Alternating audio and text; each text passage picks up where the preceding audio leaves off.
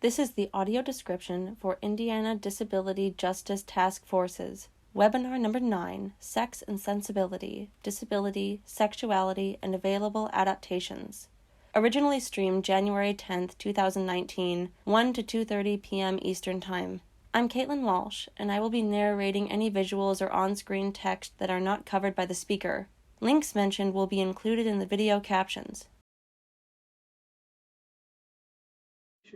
Good afternoon, everyone. I would love it if somebody could put in the chat whether or not you can hear me right now. That is the best way for me to know that my audio is working. I see that it is. Wonderful. Thank you, Shelby. I really appreciate that. Welcome to the webinar today, everybody. I'm Cierra. Cierra is a fat, queer, cisgender, light-skinned Miwok woman with wavy brown hair pulled back in a half ponytail. She wears a pink leopard print top, red lipstick, and jade dangling earrings.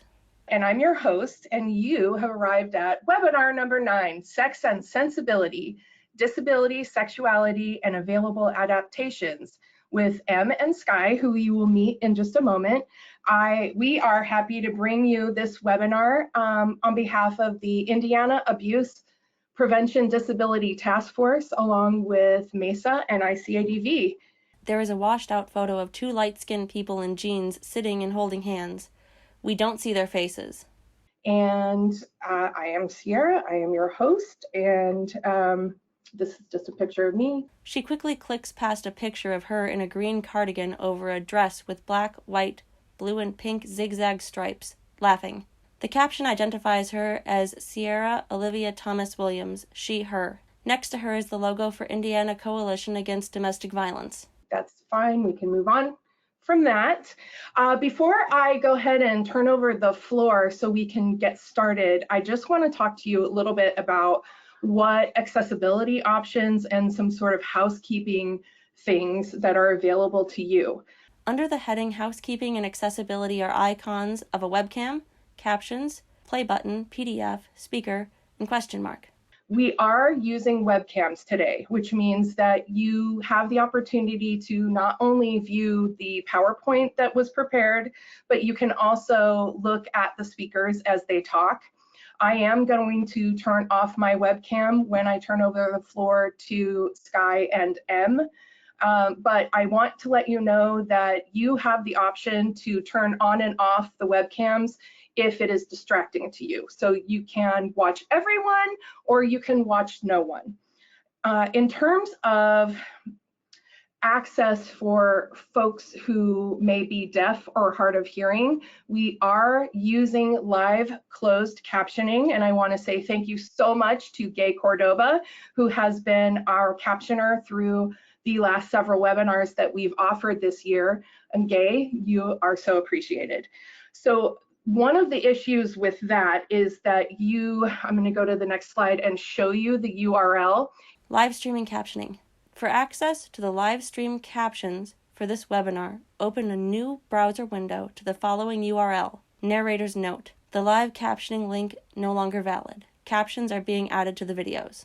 It is also in the text chat, and you should just be able to click the URL in your text chat and a new window will pop up where you can read the words as they are said.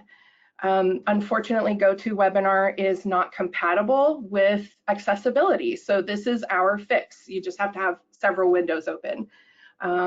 Another thing that we have found that is helpful for people is we have given you the slide deck. It is in the handouts section of your webinar platform dashboard thing. If you just kind of click around in the software that the webinar pops up when you log in, you should be able to figure out how to see the webcams, how to take a look and download the handouts.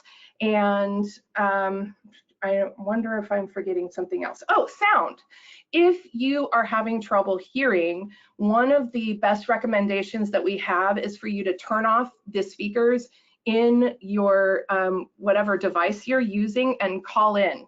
using a telephone. And that way the audio won't lag for you, even if something does happen to the sound through the internet. You will get a copy of this video and the slides and any other resources that are recommended to you through this video. We will email those to you. We are going to ask you to do an evaluation after this webinar. And I prepared an FAQ handout for you, and I believe that's everything. Okay.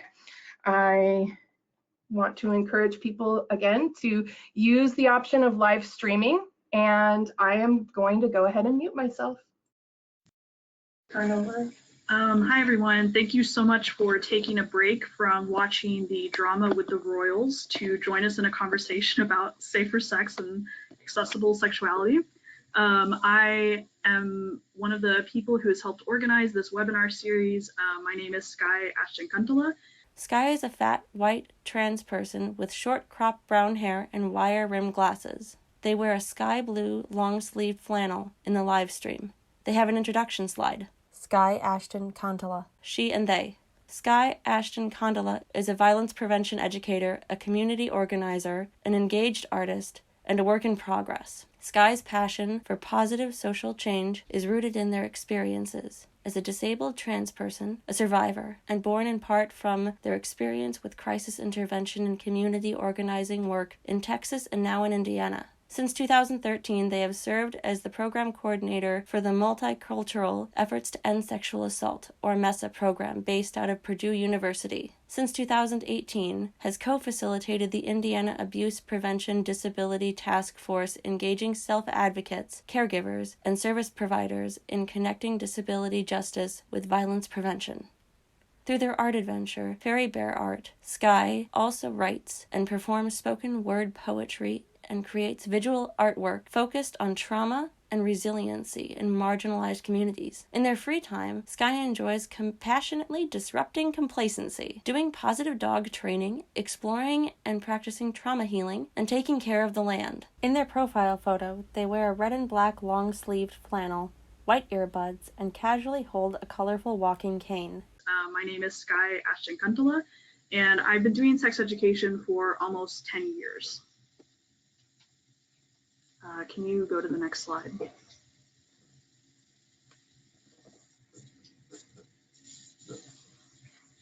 Hi, I'm Em. I'm going to be helping, co-present this presentation. Em sits to Skye's left on the live stream window. They are a thin, white trans person in a gray t-shirt, also with short, cropped brown hair and black studs in their earlobes.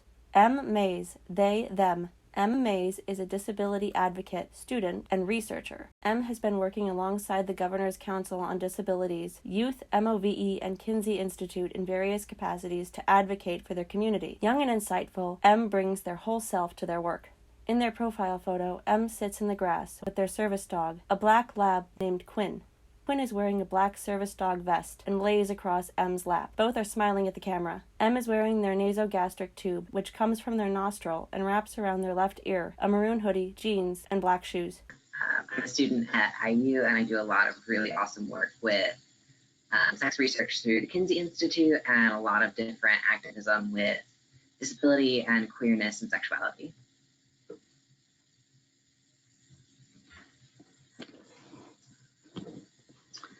Yeah, so the outline we have today is to spend some time talking about accessibility and devices and options for making sex accessible for a variety of abilities and bodies. And then we'll have a section talking about communication. Thanks. Talking about communication, consent, and sexuality, and then we will close talking about apps and technology and resources that exist to include people with disabilities, queer, trans, and intersex folks, and other folks who are often left out of safer sex and healthy sexuality discussions, how sex is and can be accessible for folks from wherever they're coming from. And then we'll have some time at the end for questions, if folks would like to ask questions. What is sex? Okay. So this is a super, super broad question that we decided to start out with because we're talking about sex as kind of a core part of our conversation today. So as far as general pop culture, we have a really good idea of like what sex might be or what sex might look like.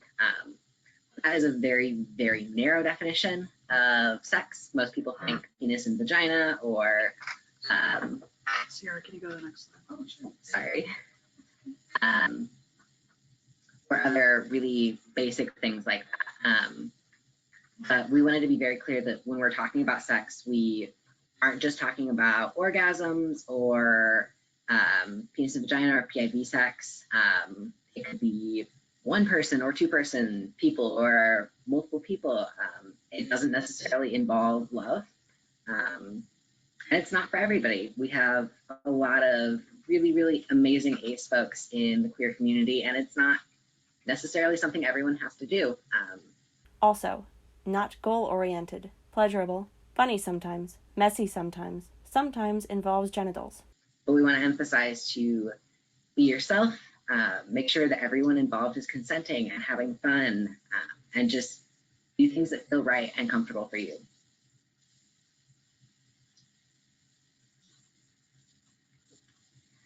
Okay, so disabled folks use accommodations and aids in a lot of areas of our lives, or at least some people do. But as far as sex goes, a lot of people don't really think about what kinds of accommodations and aids they can use. It's usually a conversation of, well, I can have sex or I can't have sex. But sex toys are a really, really awesome form of accommodation that people with disabilities can use to make sex easier. And they come in a lot more variations than most folks think. There are a lot out there, and it might take a lot of trying or a lot of different conversations. If you're lucky enough to live in a larger city like Indianapolis or especially Chicago or some of the cities on the East Coast, there are some really amazing feminist sex toy shops that you can actually go into, and a lot of them are incredibly disability friendly, and the staff there are willing to sit down and have a conversation with you and let you try different things out, especially if you have things like skin sensitivities or sensory sensitivities. They'll let you feel the toys with your hands to see, hey, am I gonna have a reaction with this? Is this gonna be a good fit for me? Rather than spending a couple $100 on toys that you might absolutely hate.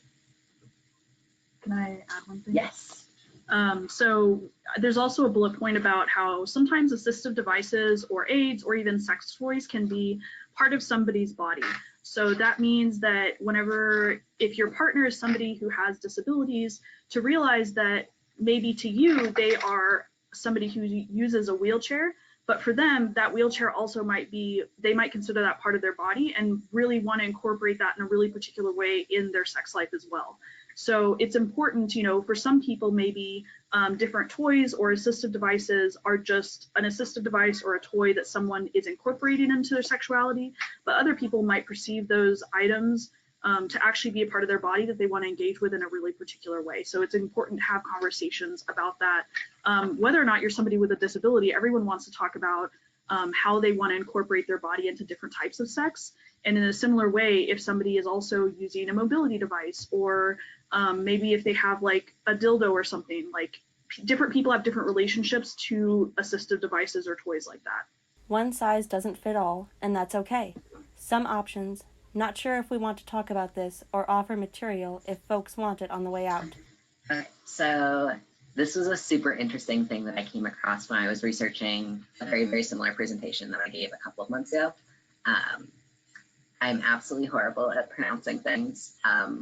Gosnell Duncan. A picture of a light-skinned right hand with a pastel purple dildo that fits over the middle finger and is secured by a textured strap that wraps around the palm. The dildo is smooth and about double the thickness of the middle finger. It has 2 knuckles and extends a couple of inches past the adjacent fingers. Mr. Duncan was a super awesome disability activist who is also an inventor. He has a lot of really cool other adaptive equipment that he created for himself because there just wasn't a lot out there for what he was looking for in the 70s. And he created the first line of silicone dildos. He was someone who was a paraplegic and was really frustrated at the lack of body safe options for sex toys that were out there. So he went ahead and created a whole bunch of different options of sex toys. If you go and research him, you can see some of his really early prototypes. sites that are a lot of fun to just look at and see how sex toys were designed by disabled people for disabled people, or people with disabilities, depending on the language that you use. I use identity first, so that is generally what I'm going to use just because it is what I'm most comfortable with. Do you want to give just quick description? Yeah, sorry. I'm still adapting to giving image descriptions. So there's an image in the bottom right corner that's a picture of a dildo that has a hand strap across an individual's palm. So the dildo slides over an individual's finger and straps in around the palm. So you don't have to have the dexterity to be able to necessarily hold it if you don't want or have the ability to.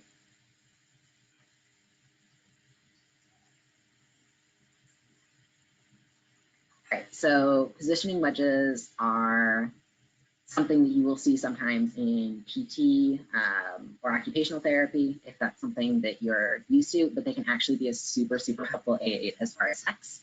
So we have in the bottom left corner is the Fascinator pillow, which is just a pillow wedge that has a waterproof cover, zip cover over it. It is marketed for people with disabilities. One of the really interesting tidbits about this, you can buy a wedge pillow on Amazon for about 20 bucks and get the Fascinator cover.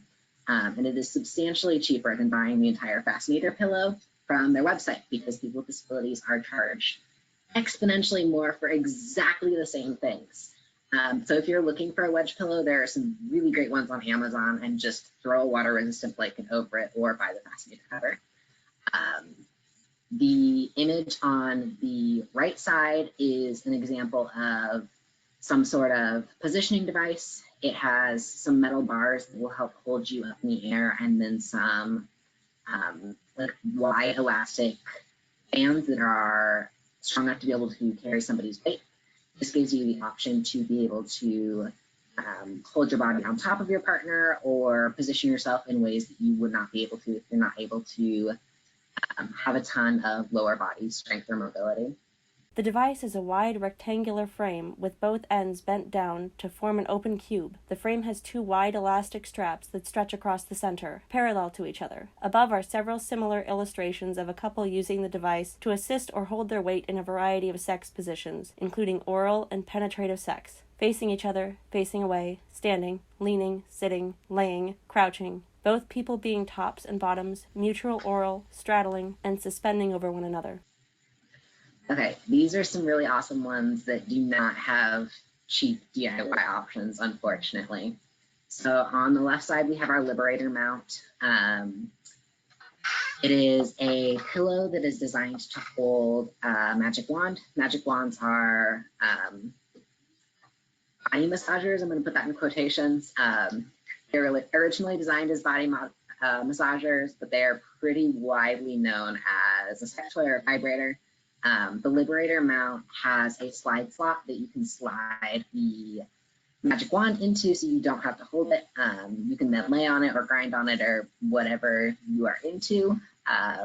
The Liberator mount is a narrow wedge-shaped pillow with subtle humps at the front and back, the back hump being wider and taller than the front hump, which has the slot for the magic wand. And then the Intimate Spider chair, which is the image we have on the right, is a chair that it kind of looks like a camping chair, and it can go pretty much every direction as far as both the legs on the bottom and the angle back and forth. The Intimate Rider chair resembles a folding frame chair with 4 legs that extend out and black fabric stretched over the seat and back. Hinges beneath the seat allow the angle of the seat, back, and legs to all be adjusted. It was designed from someone with a C6-7 quadriplegic to give him more options as far as what positions he could get his body in because of his frustration around his limitation of movement.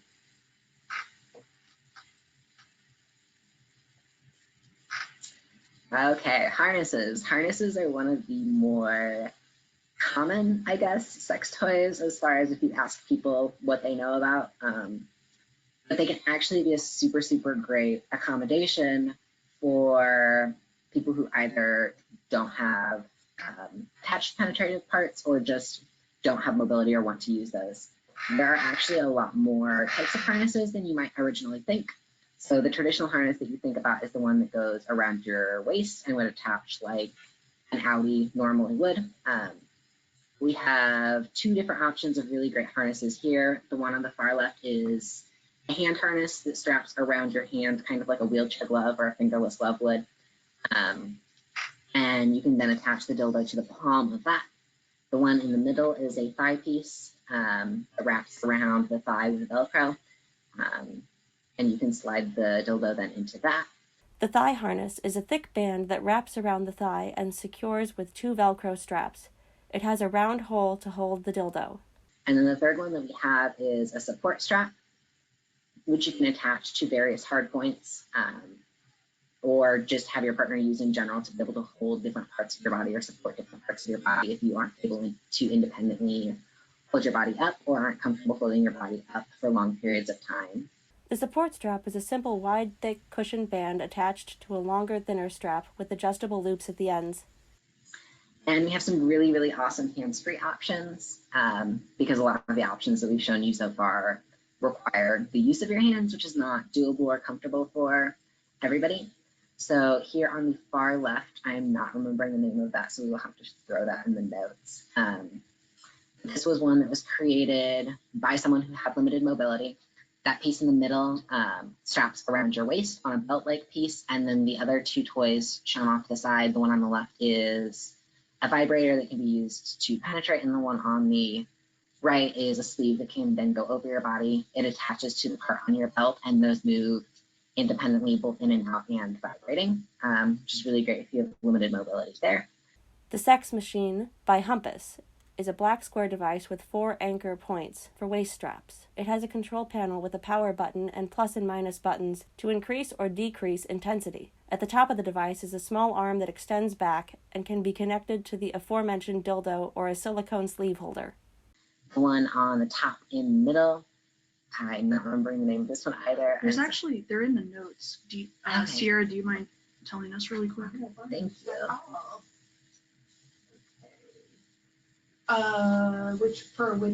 Sorry. Okay, so the image 1, which is the Sex Machine by Humpus. Sex Machine by Humpus is Black box this. Black box on the left. Mm-hmm. Yes. Okay. And then Pulsator by Fun Factory. That Is the far right. okay. And then Pulse 3, solo shaped like a rounded triangle curve. That. Pulse 3. Yeah. And Blue Mouth Guard. So underneath the, or I guess the Pulse Fun, which is the one on the top, is a vibrating piece that can go over an Audi. The Pulse Fun resembles a black heart with its sides curled back towards each other, so it would fit over a shaft. It has a few buttons on the side. And then vibrates, it stays stationary, so it's different than the one that you see on the left. But it does still vibrate, and it is still a really great hands-free option for folks with Audis. Underneath that, you have a vibrating mouth guard, which you can put in your mouth or have your partner place in your mouth, and then has a bullet vibrator on the front of it. And then the one on the far right is another Fun Factory toy. The Pulsator is a black dildo with a smooth head and 4 ribs along the shaft. At the base are 2 gray buttons and a red button. That's an independently thrusting dildo. So you can see the ridges along there. You would be able to have it placed close to you or in you, and then it independently thrusts and vibrates unlike most other vibrators. Learn from the queer community. Get creative. Throw out those weird gender roles. Explore. Have fun. So I'm queer, and this is a really, really important part for me to mention. Queer sex is centered on creativity and communication and kind of breaking down everything that we are taught in basic sex ed, because there isn't, at least where I live, comprehensive sex ed in general, let alone any sort of queer sex ed. So going into sex as folks from marginalized communities who aren't often represented in sex ed, it's important to throw out any ideas that you've gotten from dominant culture, because they aren't designed or made for us. So your sex does not have to look like the sex that you see on TV or in porn or that your friends are having, because it's what you want it to be. And as long as you're getting what you want out of the experience, then that's the most important thing.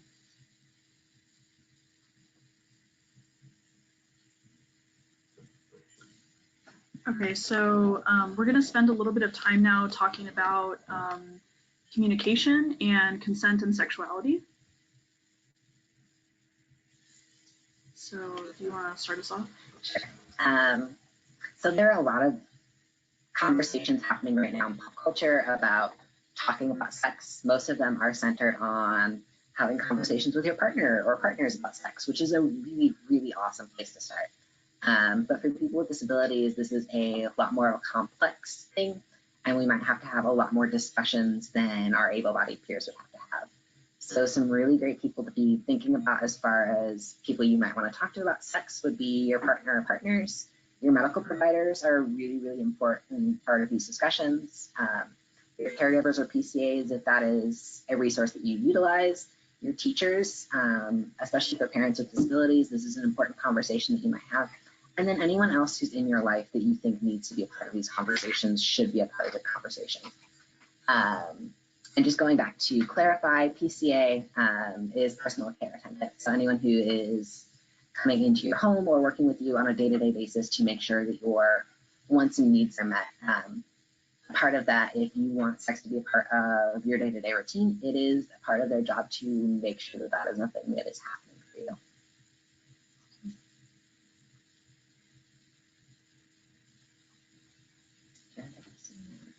Sure. Yeah, so consent is obviously a necessary part of sexuality. So consent meaning that everyone is informed about their own desires and their own boundaries, and possibly the desires and boundaries of other folks who are going to be in the sexual experience with you. A lot of times consent can be also a really attractive and or like sexy part of sexual experiences. And like I said, it's necessary and required.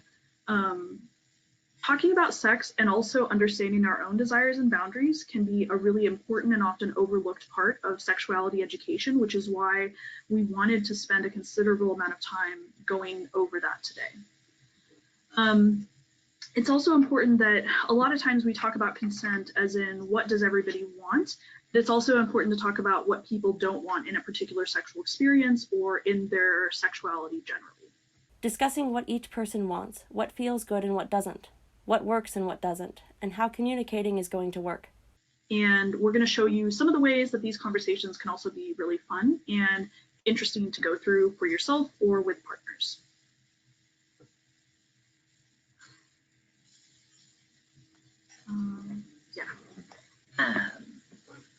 So for a lot of folks, at least locally that I've talked to, talking about sex might not have been a part of your relationships in the past, especially if this isn't something that you're particularly used to.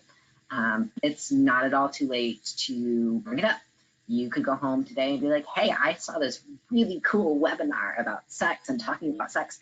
Do you want to have a conversation? And bringing it up that way. So it's not anything that has to be this big, like, sit down, we have to talk about sex type thing. That actually might scare your partners. If you want to do that, then you can go right ahead and play ominous music, but that is not necessarily the approach I would take. It's important to have these conversations with your partners about what you like and what you don't like and your needs and your wants and what accessibility around sex looks like for you. So we have a list of different things that you might want to bring up.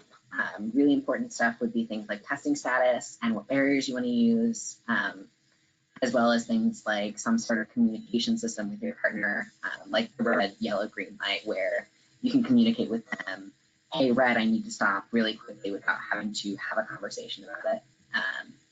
Also, turn-ons and turn-offs and any medical needs you have around sex. And there are a lot of really great ways to bring this up as a whole conversation or just as a little point of like, we're having sex. Hey, I really love it when you do this. Can you do that more? Tell me what you want. What do you need when we're done? So it doesn't even necessarily have to be this huge conversation. It can just be these little points that you throw in here and there if a conversation isn't something that you're in a spot for right now.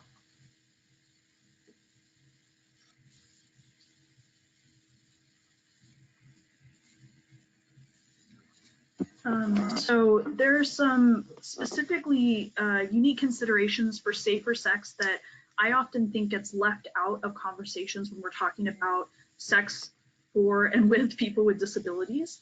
So first off, I want to just define what safer sex means. Safer sex means being fully informed about risks and the magnitude of risks or the likelihood of risk, and that the person can make informed choices about the acceptable level of risk for them. So if there's a risk for pregnancy, or if there's a risk for STI transmission, or just general like disease transmission, because some of us have compromised immune systems. All of those types of things, like being informed about risks associated with different kinds of sex, and also being able to make choices about, oh yeah, I feel comfortable with this level of risk or this kind of risk. One thing that often is left out of safer sex conversations is there's almost this implicit assumption that if the person is with a monogamous or closed partner, that they suddenly don't have to practice safer sex ever. And that's really unfortunate, because probably any number of us on this webinar have had the flu. So sometimes our health and circumstances change. And so it's really important to kind of reassess what possible health consequences you might have when experiencing sex, even if you're married or you and a partner are monogamous. Sorry, I'm slowing down. If you're in a monogamous relationship, or if you're in a closed relationship, meaning you do not have multiple partners, it's still important to check in with each other and see if one of you could get like the flu from the other person or something else like that. One way to reduce the possibility of getting some type of contagious illness from the other person is to make sure that you're using different barrier methods. So this could include using nitrile or latex gloves. A lot of people might get an allergy to latex, which is why nitrile is awesome. Nitrile and latex gloves in particular are thinner, and usually if you're using gloves like on your hands, there might be more sensation. These are often also single-use items, but you can also get thicker latex or rubber gloves. Sometimes we'll talk about this a little bit later, but sometimes people might have a latex or rubber fetish or kink. And so these might result in less sensation, but like between the individuals using it, but maybe you like the sensation of rubber or thicker latex more. And also, a lot of times those types of gloves can be used repeatedly as long as you are appropriately cleaning them between uses. Another thing to think about is making sure that whenever you are using different types of devices or sex toys, that it's a good practice to cover them even if you have the same partner. So for example, if you're using a dildo and you're with your partner of 5 years and you know neither of you is having sex or hooking up with other people, it's still a good practice to use a condom on the dildo before you put it into use, and then always making sure that you're washing it after every use, as well as maybe washing it between individuals using it, and also washing it maybe if you're going to use the same toy for different types of insertive reasons. I also wanted to add with that, if you have medical grade silicone toys, you can boil them. Don't do it if you have a motor in your toy, it will murder your toy. But like pure silicone, butt plugs and dildos and things like that can be boiled, which does totally sterilize them. Yes, thank you. There's also a lot of misinformation about when plastic wrap or like cellophane wrap can be used for sexual purposes. And the answer is, it is not a super simple question to answer. And so instead, for the sake of time, we've included a link that breaks down how different types of plastic wrap are made and which ones are safe to use in different situations. So please refer to that. They did a really good job explaining why there's confusion and what the real answer is to which types of plastic wrap can be used. I think this is important, especially for accessibility, because what if you want to put like plastic wrap on your wheelchair because maybe condoms don't fit your wheelchair? There's a lot of different uses that plastic wrap might have for accessibility in sex that people may not have thought about, but it's really important to make sure that you're using plastic wrap that is actually appropriate and safe to use for sex. Link for when is plastic wrap safe to use in sex, available in notes.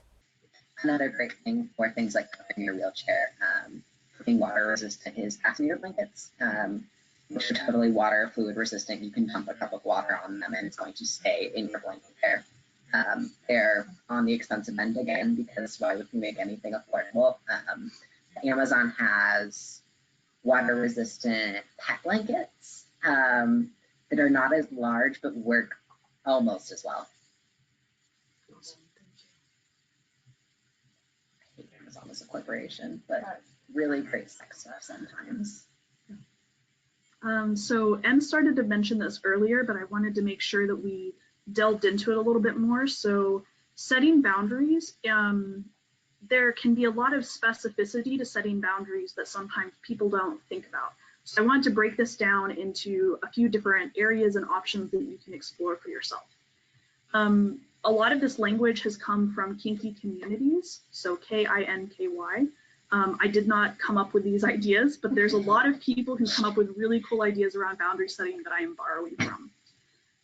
Hard boundaries mean things that are necessary for you to have fulfilling sex, as well as things that you absolutely do not want to experience. Those are hard boundaries.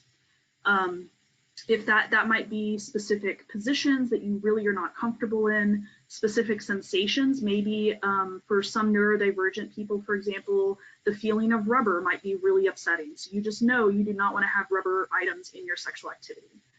Certain interactions, maybe you absolutely know that you do not want to ever play a dominant role during sexual activity. Or certain words or actions that you may or may not be comfortable, like that you're specifically not comfortable or you strongly desire in sexual experiences. So those are hard boundaries. And then soft boundaries are situations where that there's room for exploration with people that you trust and feel comfortable with. So soft boundaries, you might talk with a partner and say, I don't usually like to be an insertive partner, so somebody who puts their body or genitals into the other partner, but I'm curious to try this out with you because I feel safe with you. Can we try it out and make sure we have words or behavior set up in advance to talk about if I suddenly become uncomfortable? Those are soft boundaries. And it's important to realize that soft boundaries might change based on the context. Maybe you are interested in exploring a particular position or sensation or kink or fetish with one partner, but you don't feel the same way about doing it with a different partner. Or maybe this particular day your health is doing great, and so you're ready to be more exploratory in sex. Whereas another day maybe you aren't feeling so well, so you want to still have sexual activity, but you are not in a position where you feel like being exploratory is going to be helpful for you that day. So those are hard and soft boundaries, and we'll give you some resources you can use to kind of explore and write those things down for yourself or talk about that with partners. A few other things to think about in terms of boundaries is making sure, like, does your partner or partners, do they understand your hard and soft boundaries? And in order to talk to a partner about that, you probably want to be pretty aware for yourself of what your hard and soft boundaries are. That seems really logical, but I would say like 90% of the time when I'm talking to people about safer sex, they have never sought to think about what are the things that I absolutely don't want to happen, what are the things I love when they happen, and what things am I willing and interested to explore with partners. Just answering those three questions is so difficult for so many people. So taking time to figure that out for yourself, and maybe you want to figure it out with partners, that's totally fine, but making sure that you're actually taking time to communicate with yourself and also with prospective partners about those kinds of boundaries and desires. And then once you understand yourself and you've been able to communicate this with prospective partners, also finding out, do you feel like you know your partner's boundaries and desires as well? And then a lot of times people will say making sure you have like a safe word, which means a word that you can say where all sexual activity stops or a specific type of sexual activity stops. This can be verbal or nonverbal. Maybe you know that if you get really overstimulated, you're not really able to speak anymore, but you still want to convey, oh, I want to stop what we're doing now so I can get less overstimulated. So maybe there's a specific movement like waving your hand or closing your eyes or something like that that you can convey to your partner to let them know, hey, we need to stop this right now. And then lastly, like I mentioned before, having an actual discussion about what do your assistive devices or toys mean to you. For example, I have worked with lots of trans people who might have a specific toy they consider part of their body, and so they don't want their partner using it when it's not attached to them or that they're not in control of it, right? Or there's lots of other people who might think, oh, all of these toys are just toys, we can all use them however we feel like. So just actually having that discussion and figuring out, like, what do those types of devices or toys mean to people, and how do people prefer or really want them to be used in different sexual situations? Do you have other thoughts? I keep thinking I can switch the slide. Okay. Okay, so we talked a lot about boundaries, and so now I want to take a minute to talk also about desires. So first off, there is probably the best sexual inventory that I've ever seen anyone publish is through a website called Scarleteen. Skye and Em's window expanded to full screen. Which is a really cool, oh, something just changed. It did? Mhm. Where? Our screen went full screen. We can see the PowerPoint. Oh, I'm so sorry. I made you the presenter so you could, Oh, okay, you continue moderating, it's totally fine. can you see better now? Nope. No. Okay, I'm sorry, I'll put it back. Sorry, y'all, 1 second. Oh, no. We lost our PowerPoint. The screen is now just the default background pattern of gray microphones. Back to me. Sorry, Skye. Okay, give control.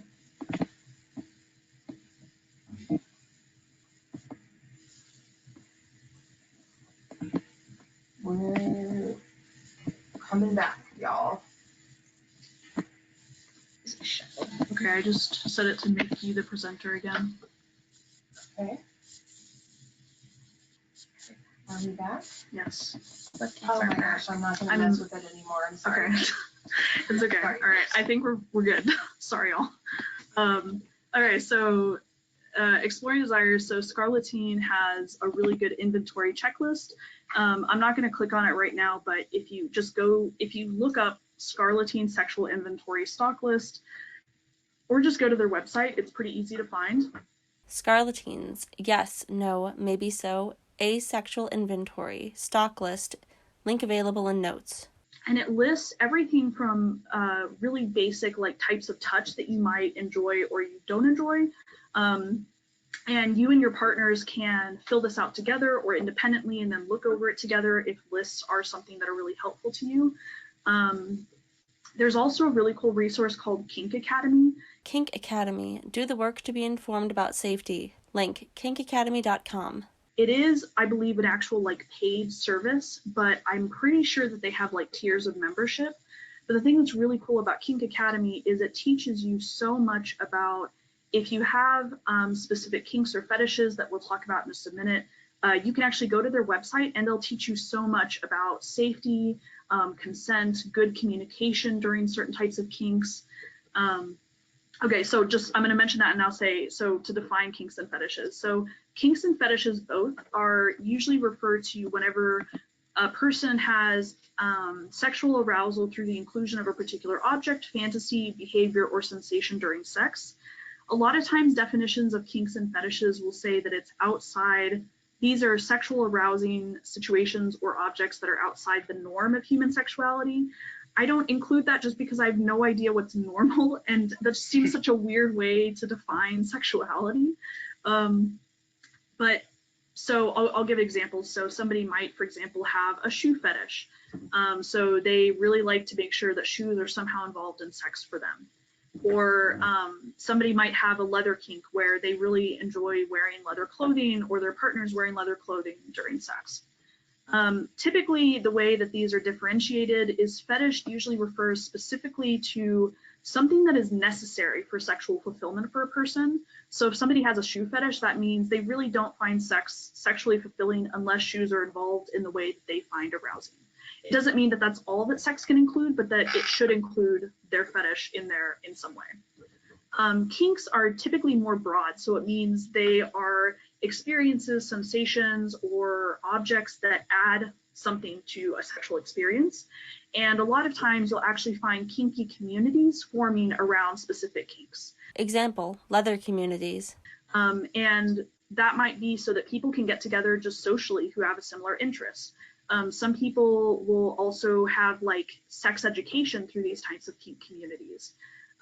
Probably, if anybody's been involved in kink communities before, probably you've used FetLife, F-E-T Life.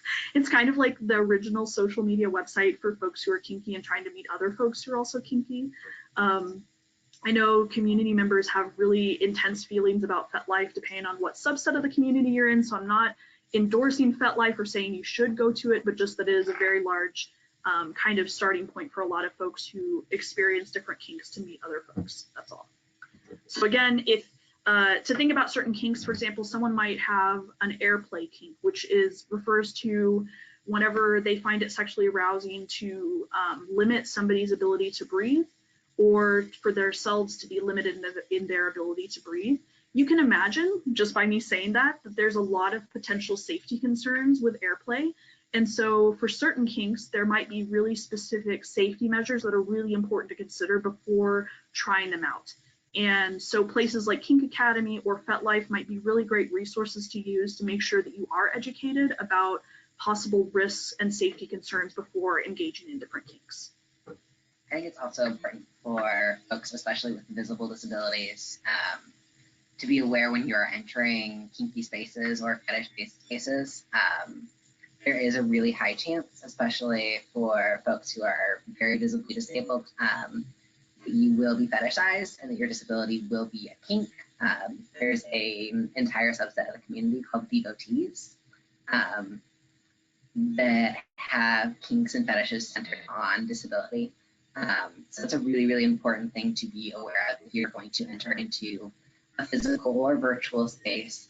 If people are approaching you and you just get a really weird vibe, or someone touches your mobility aid or sends you a really gross message about your disability or your mobility aid, that is unfortunately a part of navigating these spaces as people who are not able to pass as able-bodied. And it's just something to be aware of as far as risks in considering entering spaces like FetLife or dungeons. Yeah, and also I just want to point out that experience is not just something that people with disabilities experience, but there's often fetishization of many marginalized folks, like trans communities. I'm not going to go into the language, but we actually have specific words to talk about whenever there are people who fetishize trans folks or intersex bodies. And so I'm sure also, like, probably one of the more common ways that people might have seen this is whenever people will say that in a dating app, like, they refuse to date people who are Black, or different kinds of racialized, I mean, basically racism in the context of sexuality is really common. So in a similar way, people with disabilities often might experience different types of ableism in these types of communities as well.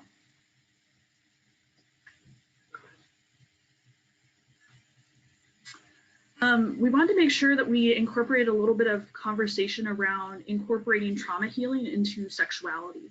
So a really basic thing might be just trying to figure out what are a person's sexual triggers. A lot of times, like, just imagining how frequently have any of us had a partner who actually asked you this in advance.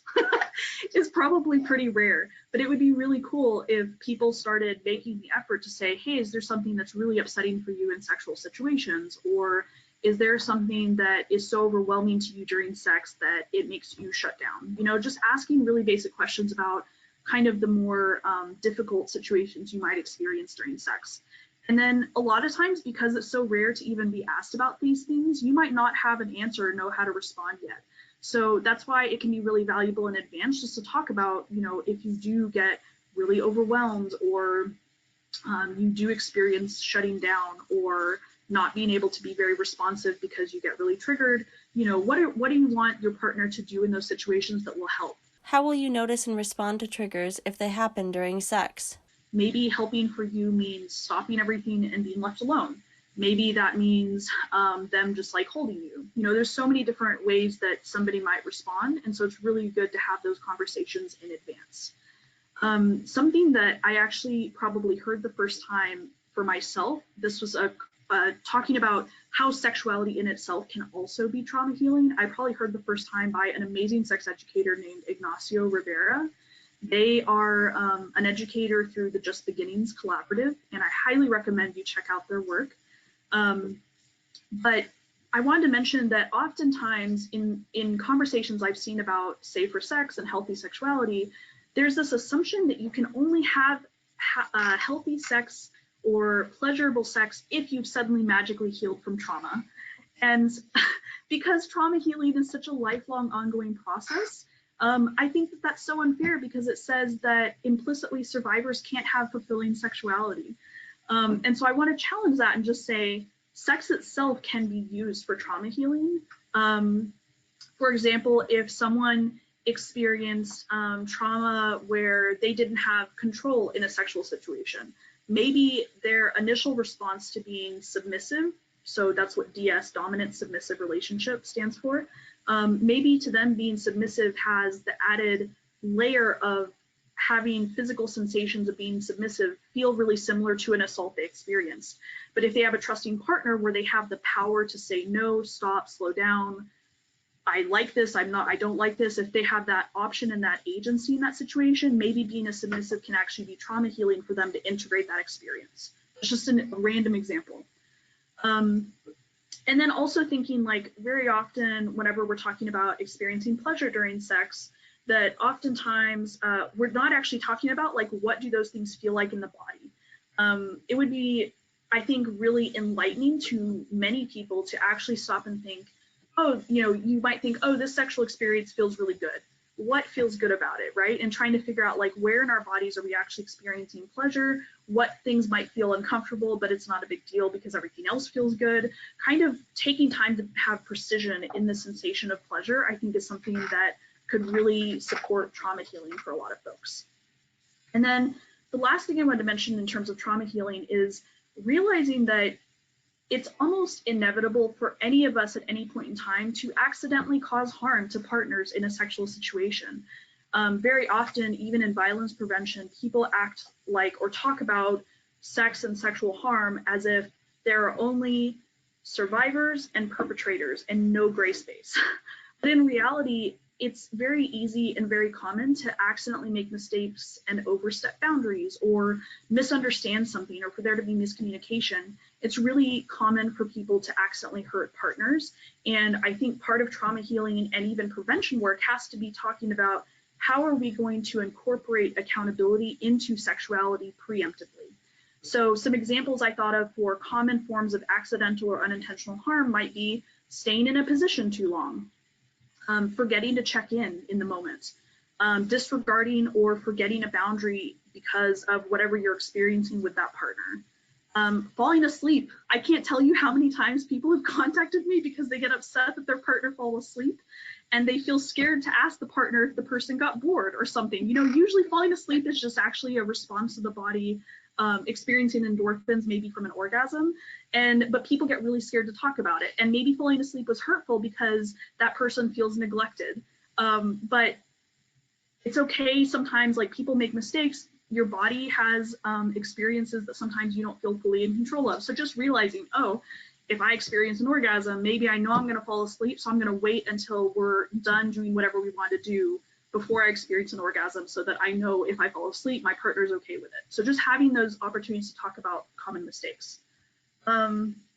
Accidentally using triggering words or sensations, sexualizing something inappropriately. This is something really common among, I would say, trans people that I've talked with about sex, is that sometimes because sexuality is often so stigmatized even within trans communities, that everyone assumes that their own relationship to their body is the relationship other trans folks have to their body as well. Do you mind going back one? Sorry. So for example, for somebody, maybe having a prosthetic penis is not a sexual experience at all. To them, it's just like completion of their body. But to another person, having a prosthetic penis might be a very sexual experience. So just realizing that, it's okay. Like it happens that we make mistakes and misunderstanding how other people experience themselves, their body, their sex.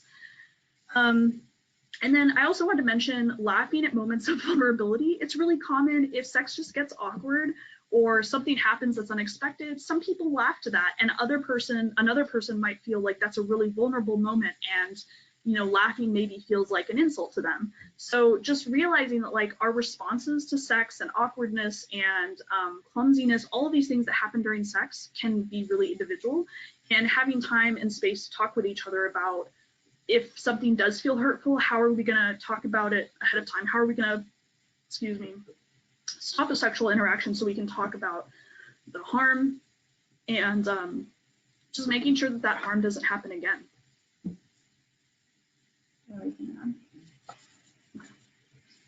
You want to do this one? I am more or less neurotypical. I don't feel super comfortable.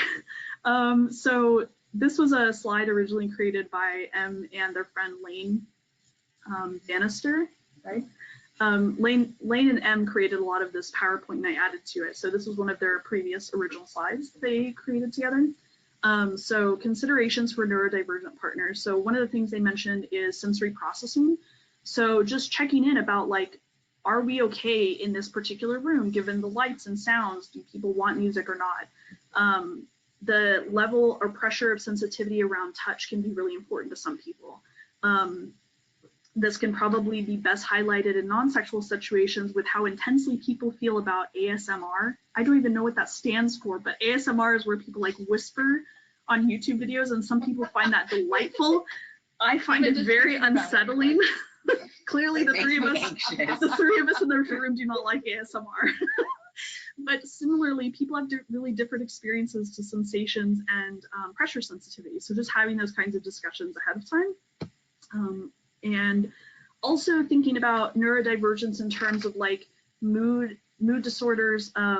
So what does consent look like if someone's experiencing a depressive episode or a manic episode? How different might sex look like if somebody is going through a period of lower sex drive or more intense sex drive? How important is cuddling to people during sex? Maybe especially like during depressive episodes, somebody might need more time for their body to respond to physical sensation, to get aroused, to be interested in different types of sexual experiences. So realizing that like consent is not just like a one and done. You perpetually kind of want to check in with yourself and partners before and during and after different types of sexual experiences.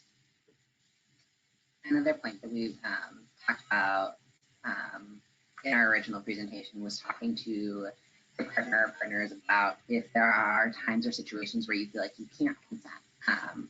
The example that was used there was during a manic episode is that some people may feel super comfortable, like, yes, I do always want sex, I can always consent, like I'm comfortable giving that blanket, and some people might be like, might not feel comfortable with that and might tell their partner or partners that, hey, if I'm manic or I tell you I'm manic or you know I'm manic, like we can't have sex, I can't make informed, safe decisions about my body in that space. So having those conversations when you aren't in those spaces is really, really important.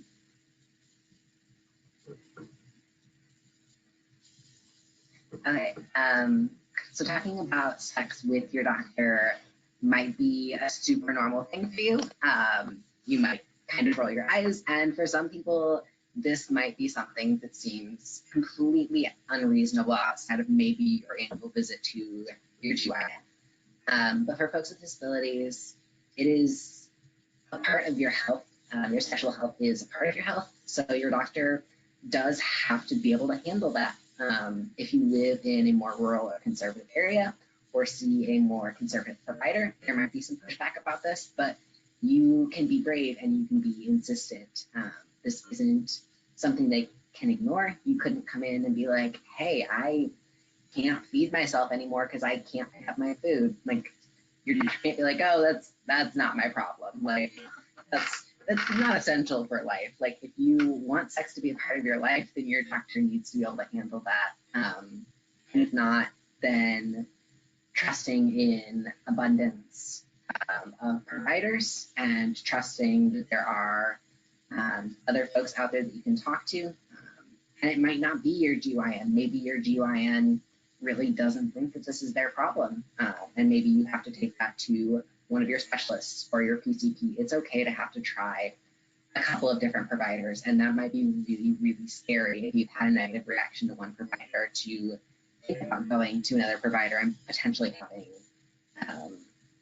that experience again. But it's really, really important to have these discussions, especially for folks who are in minority groups or who aren't straight cis men, because generally in studies that have been done looking at the response to paralysis, especially for paras and quads, and providers' response to sex and questions from people about sex and whether that's a thing that they even address, pretty much the only patients that were consistently getting the issue of can I have sex and how can I have sex addressed are straight white cis men. So for folks who aren't in that group, it's important for us to be consistent that no, this is important. Just because I'm not the person who's portrayed in the media as always wanting to have sex, or from the group that always wants to have sex, doesn't mean that this isn't important to me, and kind of pushing back on them about that. Can you say what a PCP is? Primary care provider, sorry. Yeah, and so I covered a lot of this already. So doctors are humans. Some of them don't have the right information or have really harmful beliefs about people with disabilities and sex, or just sex in general. We're all in Indiana. It's a pretty conservative state. I've had providers straight up tell me that I shouldn't be having sex if I'm not married, as a response to questions about sex. So like, you're gonna run into that. I don't accept that's not important right now, or I'm not having that discussion. You can fire the doctor. I know that for folks who live in more rural areas or who have very, very rare disorders, this is a really, really challenging thing. So that might not always be an option, but ask the nurse. If the doctor doesn't have answers, you can ask the nurse. Consult other folks with disabilities. There are a lot of really, really awesome Facebook groups are my personal favorite. And they're actually, even for a lot of the rare disorders, sex-specific disorder groups. So you can type in the name of your disorder and then just sex, or ask in the main group for your disorder, hey, is there an 18 plus group, or is there a sex group where I can go with these questions, or just go to scroll through posts and questions that other people might have to get some answers about this.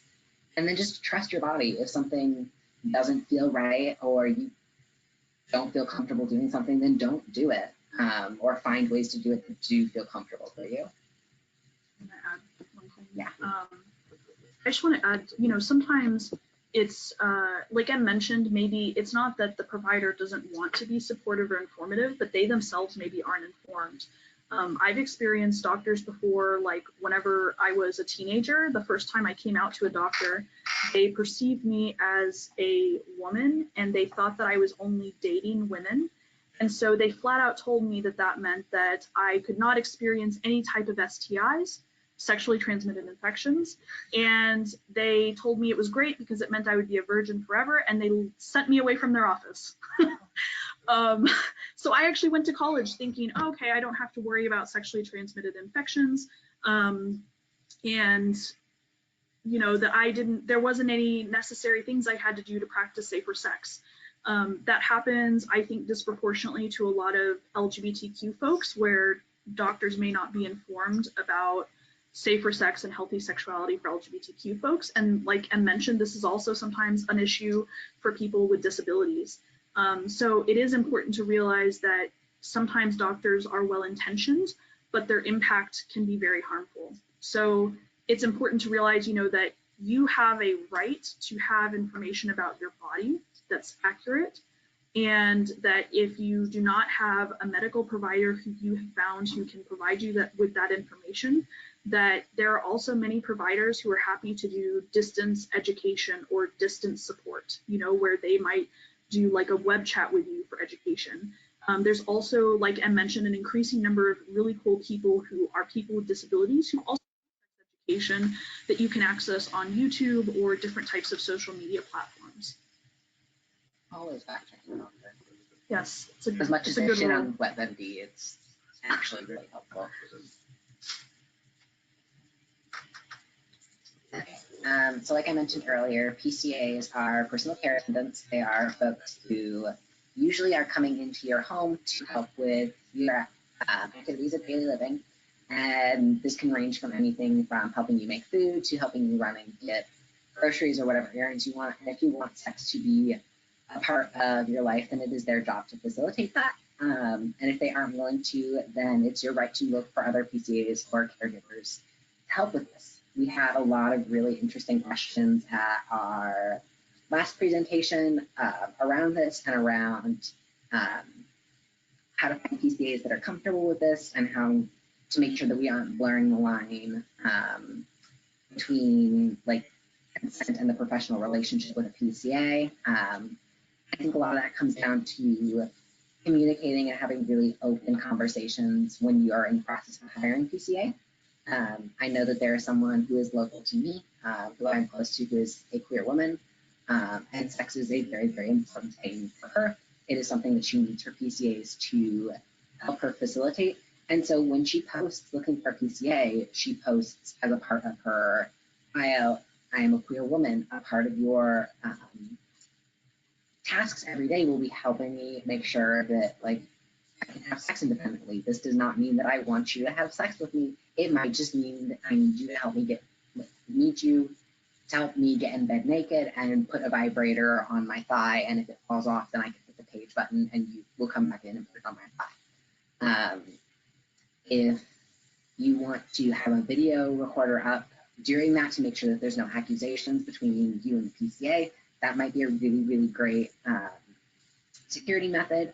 That's actually something that I do whenever I'm interacting with any sort of caregiver, whether it be in home nursing, doctor's offices, even in appointments. A lot of times I will just let them know at the beginning of the appointment, hey, I'm filming this, hey, I'm recording this, just so that there isn't any of that chance for accusation. And another point I wanted to bring up with caregivers, if your primary caregiver is your family member, they might be comfortable helping you. That's awesome. I also know that my family of origin caregivers that I used growing up would not have been at all comfortable with this.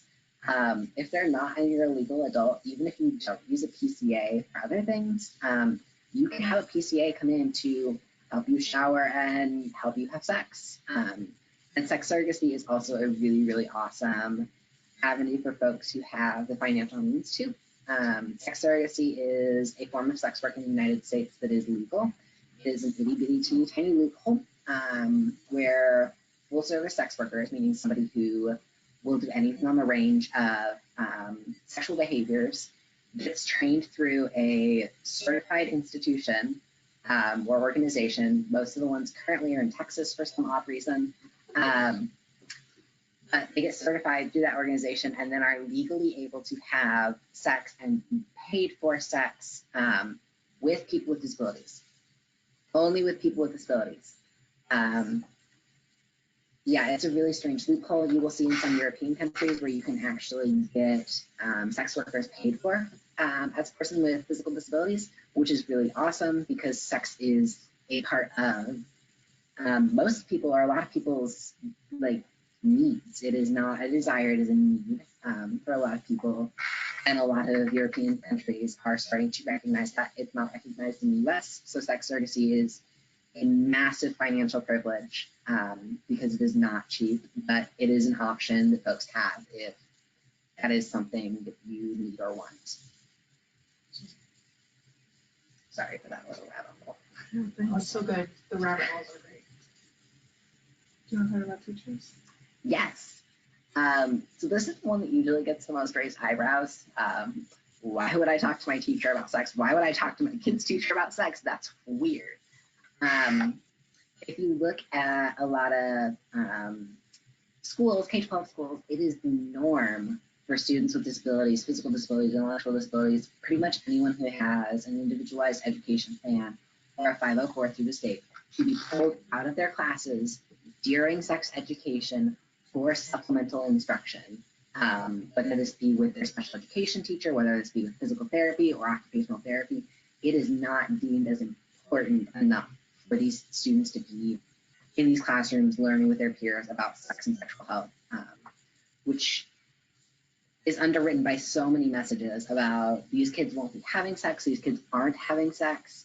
If these kids are having sex, then it's not risky, or the risks that they're taking are ones that they deserve. And it's why we see such high prevalence of just entire misinformation around these communities, as well as entirely othering these students from their peers, because if you're getting pulled out of a class that is key to your instruction and your development, that sends messages to your peers. It sends messages to you about, oh, if they're not teaching me about sex, I shouldn't be having sex. So there are just all of these issues. And if you're a parent of a student with disabilities or with an IEP, they won't necessarily tell you that they are pulling out your kids.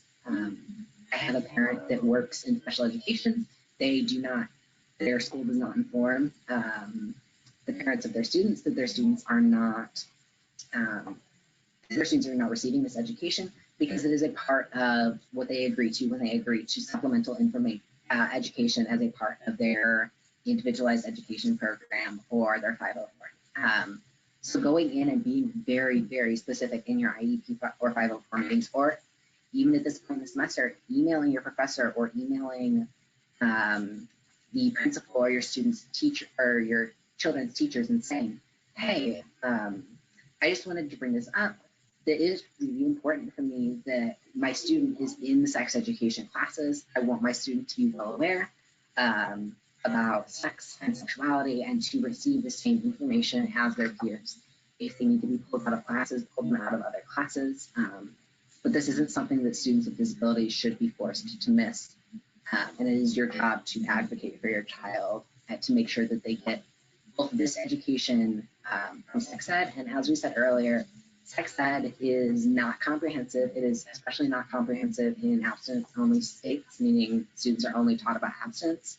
So it's important for you to learn how to have these conversations at home, as well as making sure that your student or child isn't being pulled out at school. So having conversations about what sex for them might look like with their disability, or if you're not comfortable with that, talking to their provider about, hey, you can call ahead to their appointment. Hey, can you have a 5-minute conversation at the end of our appointment with my child about what sex could look like with their disability, to just make sure that they're getting comprehensive education that includes them and their body, where they can feel safe. Footnote, teenvogue.com/story/disabled sex ed.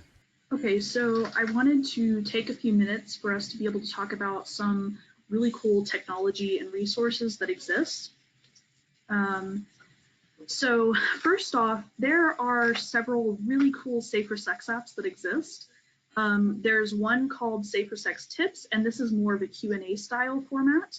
There is an app called Sex Positive, which I've included a photo of here. It's really neat because it actually gives you two different circles, and you can alter which circles are like, sorry, I'm going to try that again. There's words on each circle there's words in each circle that are different body parts or different common toys or additives that are used in sex. Both circles have exactly the same words, but you can spin them so that different words line up with different words. The photo example that I have here shows somebody asking, when my vagina comes in contact with somebody else's finger, and then there's 3 different things that somebody can explore in regards to that prompt. They can look at STI risks that are common for those interactions. They can look at safer sex practices, and then they can also look at a section about communication and advice. The inner spinner also has toe and anus, and the outer spinner has dildo, feather, food, and mouth. This is like one of the coolest safer sex apps I've ever seen, and it's been around for a long time, and a lot of people just don't know that it exists. So I highly recommend it. It's so fantastic. Another app that's really cool about safer sex is called Sexelimu. Spelled Sex, E-L-I-M-U. And it's actually a sign language app. So you can look up different signs and different activities using visual signing on the app. There's a ton of different kinds of relationship health apps. So there's a couple that I mentioned here called My Plan and TD411. These are to help people do safety planning. This doesn't have to only be used by people who think or know that they're in harmful relationships. This could just be for any kind of relationship, including friendships. I mentioned this as a really broad, possible, important app because For example, I've known lots of folks who are neurodivergent or people with cognitive or developmental disabilities who may generally experience a lot more trust in their relationships and have a really hard time telling if someone is lying to them or if someone is manipulating them. And so having things laid out in an app that show you, hey, these are things that I want to keep an eye out for, and having that written out so you can go back and check, hey, do I feel like my friend did these things and was supportive today? Or do I feel like my friend did these things that I think and other people have helped me realize are harmful today? So My Plan and TD411 are really cool safety planning apps. I also learned from, I just got to present at the National Sexual Violence and Dating Violence Prevention Puzzles Conference. I'm sorry, I totally misremembered their name, but you just call it the Puzzles Conference. They had a really cool presenter who brought up this app called Abused Emoji.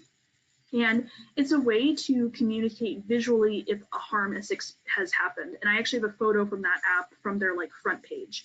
And it has a text message stream, and one person says, oh, I can't come tonight. And their friend says, why, what happened? And then they just respond back with an emoji of a dark skinned person with a Band-Aid on their face, indicating maybe some kind of harm happened to them. And the person responds and says, oh, not again, was that your dad? And it shows a picture of a dad and a younger kid, and there's like a wine glass, so maybe suggesting that that parent was drinking too much, and that's what led to the harm. And their friend says, oh, this has to stop. And so for some people who maybe need more visual forms of communication, this can be a really good way to start helping them identify if harm is happening, and maybe communicating if harm is happening. Respect Effect just helps with healthy relationship coaching. Sometimes they'll give you like little challenges to help improve respect and healthy communication in relationships. Love Smart is an app that actually is more about supporting people in doing self-reflection on identifying relationship needs and boundaries.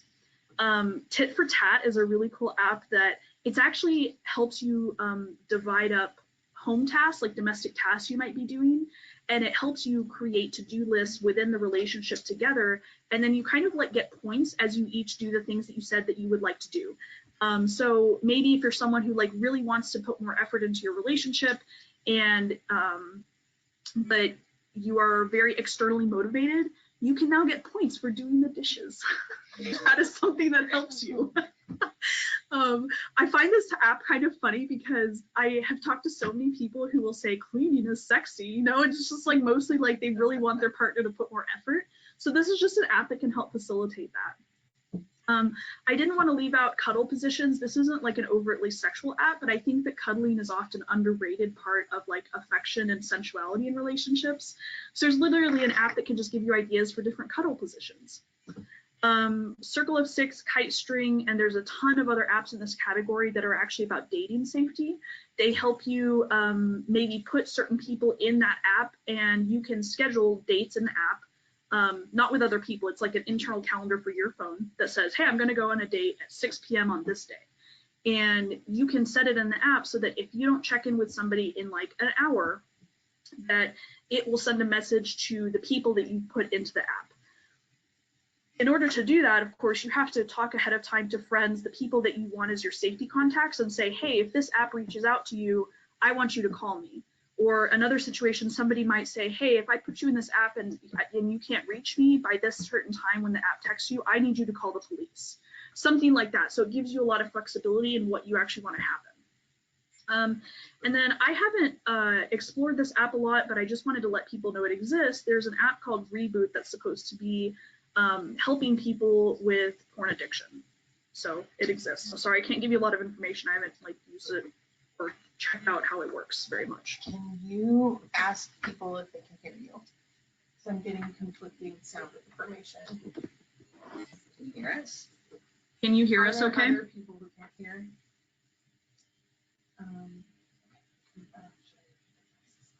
Yeah. Okay. People can't. Okay. There's also lots of apps that I wanted to mention can do really cool stuff for actual partners. So most of these apps, the way that they work, or at least I'll say the first 3 bullet points of apps, the way they work is you and your partner both join the app and connect as partners in the app. So the app knows, hey, this person and this person are partners. And then it will actually let you go through a series of questions where it'll ask you, oh, are you into being tied down? And you might say yes or maybe. And then it'll ask your partner, and your partner might say maybe. And so you both know, oh, okay, you have a similarity in interest in this specific thing. And so, like, if you're somebody who feels really awkward about talking about sex, maybe if verbal conversation is just too quick to process in the moment, like if that feels like a lot of pressure, or if you just want to try out different apps, these can be really helpful in communicating about sexual desires and boundaries if verbal communication or other types of communication feel to, like, just don't work for you very well. So examples of those specifically are Kindu, Kindu, Desire, Spicer, and then the Gottman card decks is actually like, it's literally like a set of card decks. You can kind of go through the different questions. Gottman, spelled Gottman. Intertwine is more geared towards like giving you different ideas about things that you might be interested in trying. This can be helpful. Like, I know a lot of people, especially if they're in longer term relationships, feel like maybe they're bored with their sex life, but they don't know how to, change things around. So that app just kind of helps give you different ideas depending on your own preferences. And then Coral is the app I actually have a photo of that I like randomly filled in a bunch of stuff to see what it looks like. I want to give props to Coral because they are like trying to be trans inclusive. So I personally feel like they could do things a little bit differently, but this is what they have laid out right now. They can let you select if you are a man, woman, or other, and then if you click other, it opens and you can say you're either trans masculine or trans feminine. I actually found if I just clicked other and I didn't specify, it would still register me as a trans person, and I didn't have to like be masculine or feminine, which is pretty cool. And then you can just, give it different information about your age, what types of genders you're into, whether or not you're in a relationship, if you're here just for additional pleasure, or if you're here because you're experiencing sexual problems, you can tell it that. And then it will help you do kind of a semi-personalized sex coaching. And then lastly, there's a ton of different apps that just exist to show people different positions. I will say that generally sex position education apps most of the time do not include education and support for people with disabilities, especially like mobility disabilities, or if you're using an assistive device, there's not going to be a lot of photos of people reflected in that way. And also most of the time the photos are going to be like the stereotyped icons of men and women together. So they tend to be like pretty overtly like heterosexual. But there is still a lot of information you can get from them that you can extrapolate to your own life and your own needs. Sex position education apps include iKamasutra, spelled IKAMASUTRAM, 69 positions, sex positions, positions 3D, Kamasutra. As mentioned, they are largely not LGBTQ+ inclusive or with accessibility devices. And then I want to mention there's a few apps that are pretty specific just to helping people explore sexual pleasure. Very often, in safer sex conversations, there's not a lot of conversation about pleasure. It's really just about like the basics of safety and risk reduction. So I want to mention that there are an increasing number of apps that are being created for the point of just helping people explore sexual pleasure. Rosie is one that seems to mostly be made for cisgender straight women, but it seems to be like kind of the most comprehensive sexual pleasure geared app that I've found. And it does a lot of coaching and support. Lovely, I believe, is specifically an app that you can use to kind of Bluetooth connect different sex toys to, and it can help maybe like if you want your partner to be able to control different sex toys. I believe that's what that app does. Tease Me, it sounds like it would be what Lovely is, but actually what Tease Me is this really interesting platform that people have created to share different types of sexual fantasies and stories. This might be something that someone might find a way to kind of explore if they are into certain types of sexuality without having to try them out physically. It might also just be a way for you and partners to connect about different interests, or an opening for you to have conversations about sexual pleasure with a partner. And then My Sex is actually kind of pretty literally a calendaring app. But I think it's kind of interesting because some people actually have like a really deliberate like plan for how frequently they want to experience sex, or how maybe if you're somebody with multiple partners and you want to figure out which days belong to which partners, this can be really helpful. So I just want to mention there's like specifically a calendaring app for sexuality that people might find useful. Google Calendar is also useful. Yes, Google Calendar is also useful. Just calling people. Yes. Okay, do you want to do this one? Yeah. So in pulling together resources or just this presentation in general, I happened across a lot of different just cool stuff that's closely related but was not quite close enough to like make an actual slide. So I'm super into Twitter. Twitter is a super disability friendly platform as a whole, and there are a lot of really amazing radical disability activists on that platform. So a couple of my favorite hashtags for Twitter, because that is the way that their search engine operates, are hashtag disabled people are hot, hashtag crip sex, CRIP sex, and hashtag disabled sex. There's a lot of really awesome information and photos and things like that tagged under there. Crip sex, I don't think it'll let you in unless you're over 18 to that hashtag. Some of them are barred age-wise, depending on how your Twitter is set up. So just a heads up for, I don't think there are any folks on here that are under 18, but if you are sharing this with folks that are under 18, just be aware. Activists that are doing this work that are super awesome. Andrew Gurza has a really amazing podcast called Disability After Dark. He does not currently have, it's not currently transcribed, so it's not super accessible for deaf or hard of hearing folks. It is something that he's actively working on. But he is a queer, kinky man who has a mobility-related disability. And then Queer Sex Ed is another podcast. They are not disability-specific. It's a podcast run by two queer people, but they are both disabled, and they have a lot of great content on their disability, and it's kind of created for these communities, by these communities. So it's a really, really awesome comprehensive resource. And then I shot some Instagrams down there that do a mix of queer sex and disabled sex and just sex stuff in general. So at Shrimp Teeth has some really cute little comic type art stuff that's a lot of fun. At Cripping Up Sex, they have some really awesome weekly tips that come up as far as like, hey, maybe you should think about this week. It's just fun to kind of get your mind rolling on things. At the Andrew Gurza, I think he might have just changed his Instagram last week, so don't quote me there. If you can't find him, try Twitter. And then at salty.world is just a very, very broad page. It's run by some leftist feminist folks that has great information as far as just minority communities in general, and they are radically sex positive and just absolutely wonderful. I know they've had some issues with Sesta Pasta type shadow banning on Instagram, so you may or may not be able to find them depending on whether or not they are currently shadow banned. I have a comment to share with you both.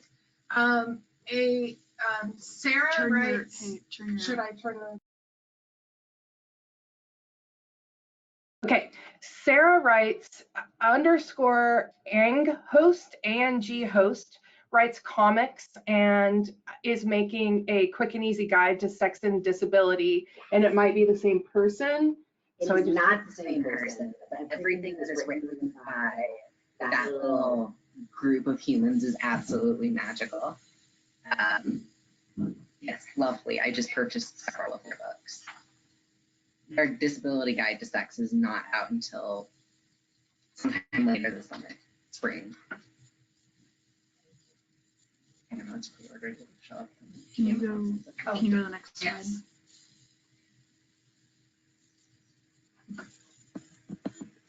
And so this was kind of, when Lane and I originally created this presentation, we sat down and had a discussion about what do we want our takeaway point to be? What do we want the core of the work that we were doing for that presentation to be? And this was kind of the phrase that we kept coming back to and in that conversation, and all of our conversations around that. So we just kind of wanted to leave you with being a person with a disability does not mean that you're not able to be a sexual person. So. All right. Can we go on to questions? Absolutely. Okay. So do folks have any questions about the content we discussed today? No, they haven't written anything yet. Oh, here we go. What is the name of the support device on slide 12? Let's go back to slide 12.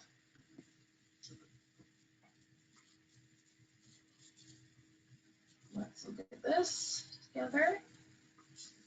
This is the slide with the Liberator wedge pillow and rectangular frame with support straps. Do you remember off the top of your head, Em?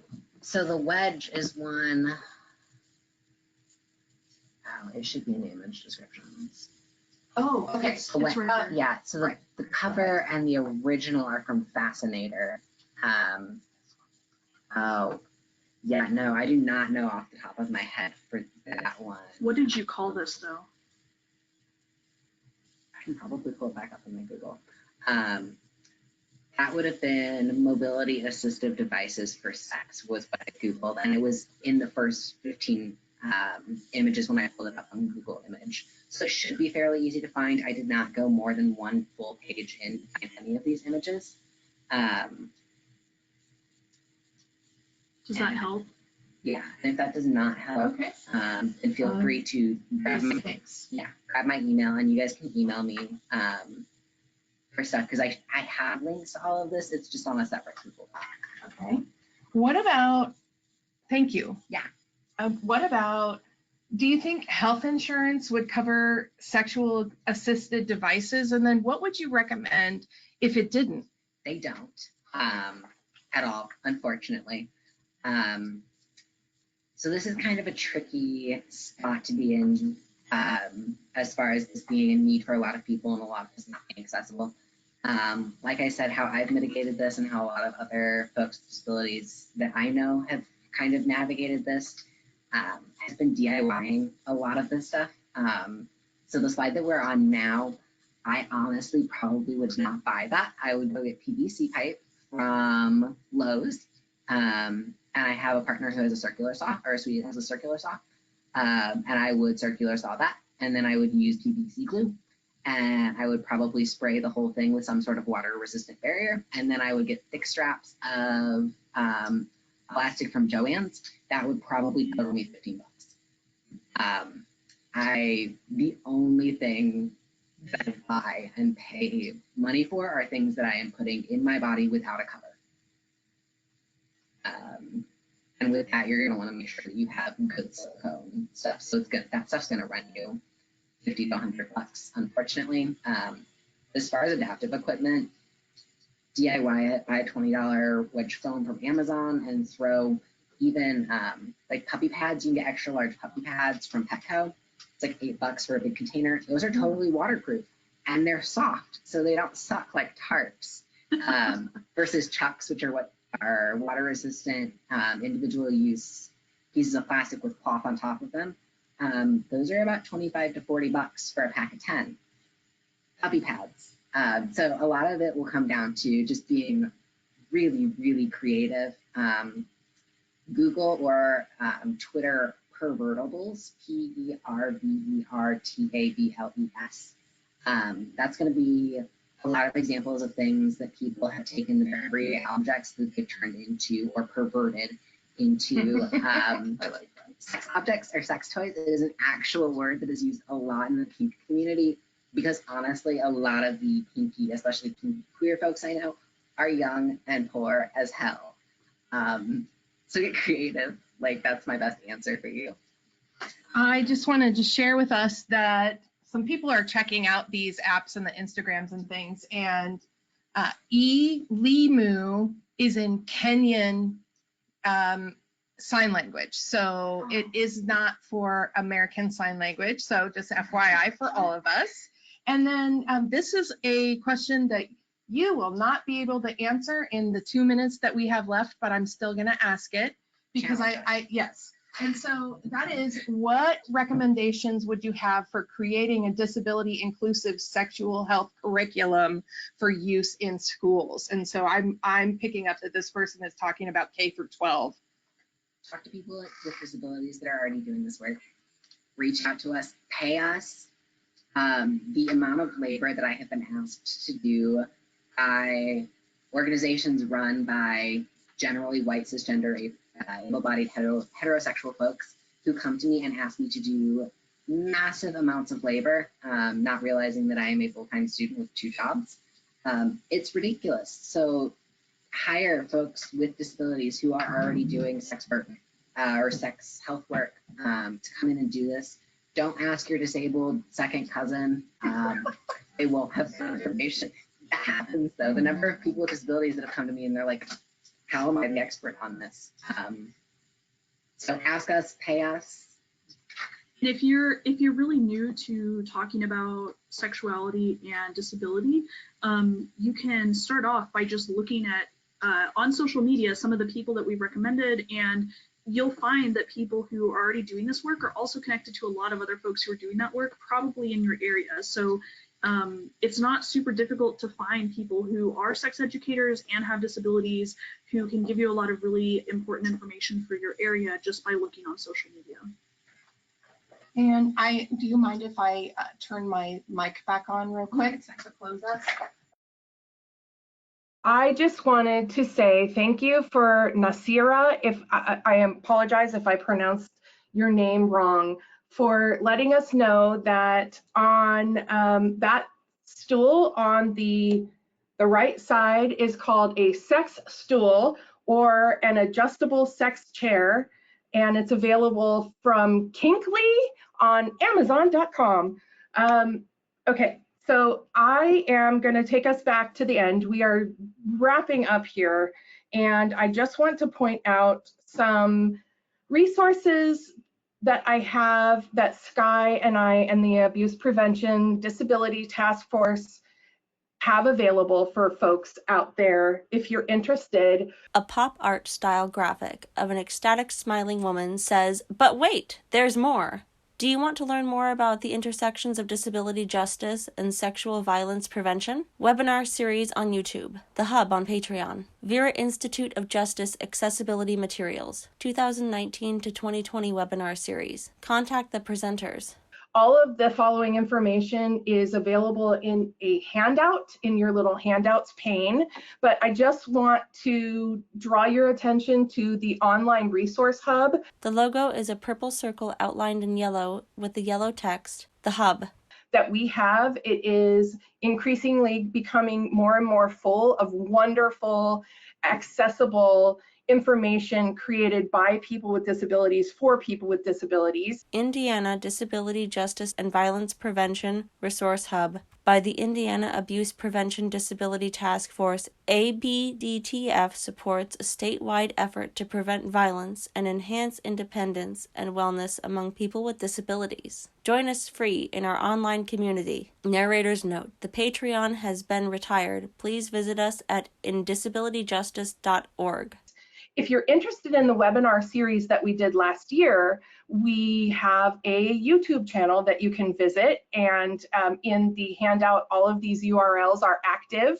Disability Justice and Sexual Violence Prevention Webinar Series, 2019 to 2020.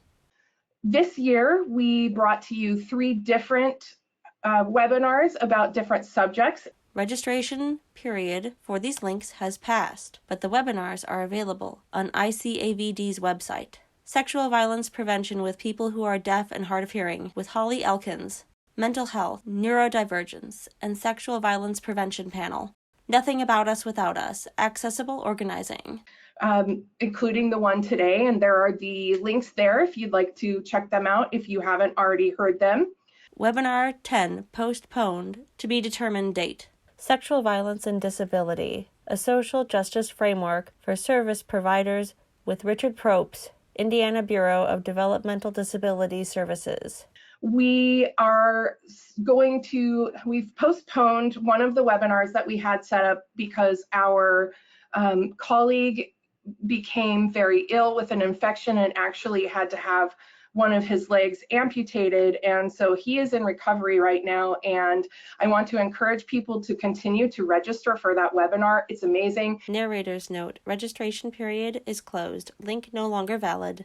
It completely reorganized some of the things that I was thinking about in my brain, and I think that I am smarter now, having and just really understand disability justice a little bit better as a primary preventionist after that webinar. So I really encourage you to sign up for that. It is TBD. If you sign up for it, it means that the date is to be determined. Right now it says sometime in March, but that's a total lie. Just sign up for it and I'll let you know what's going on there. And finally, I will include Em's contact information in this if Em is comfortable with sharing that. This is Skye and my contact information. Em Mais, spelled E-M-M-A-I-S. Disability advocate, student and researcher, gender pronouns, they, them. Skye Ashton Kantola. Prevention coordinator, gender pronouns, she, they. Program coordinator, multicultural efforts to end sexual assault, MESA. Purdue University, 915 West State Street. Lily 401, West Lafayette, Indiana 47907. Email, kantola@purdue.edu. Cell, 817-269-8729. Cierra Olivia Thomas Williams, Prevention Specialist. Gender pronouns, she, her, hers. Indiana Coalition Against Domestic Violence. 1915 West 18th Street, Suite B. Indianapolis, Indiana 46202. C. Williams at icadvinc.org. 317-917-3685. Cell 812-219-8545. We're so happy to have you with us today, and just stay tuned because we'll have more coming your way sometime very soon. And this is the funding disclaimer. We could not do what we do without this funding, or at least not as effectively. Funding for this webinar was made possible in part by the Centers for Disease Control and Prevention in the Indiana State Department of Health. The views expressed in written materials or publications do not necessarily reflect the official policies of the Department of Health and Human Services, nor does the mention of trade names, commercial practices, or organizations imply endorsement by the U.S. government. So thank you so much for joining us today, and we hope to see you and hear from you again soon. They smile and wave goodbye. Bye!